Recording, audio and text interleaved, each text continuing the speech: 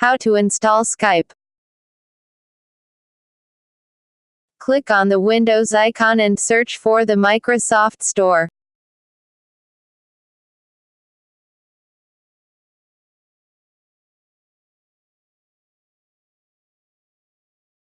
Search for Skype.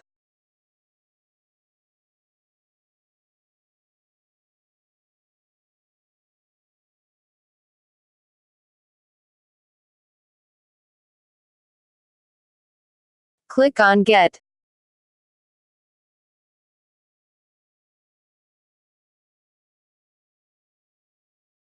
Skype is now installing.